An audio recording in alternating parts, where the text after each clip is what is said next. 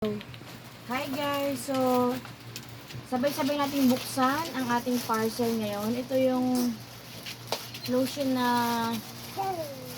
may whitening effect at may mga freebies pa daw. Let's see kung talagang kasama nga yun sa ating binayaran. Okay. Maliliit lang yung ano. So, ito yung hinabol natin dito kasi nga mag-swimming tayo. Sunscreen. Ayan siya. And then, so may mga libre siyang maliliit na hand cream. Hand cream lang pala to. Ayan, ang liliit niya. Cute. Lotion type. And then, ito yung pinaka main event. Main event. Ayan. Ang lotion ng aking pinakamamahal na anak.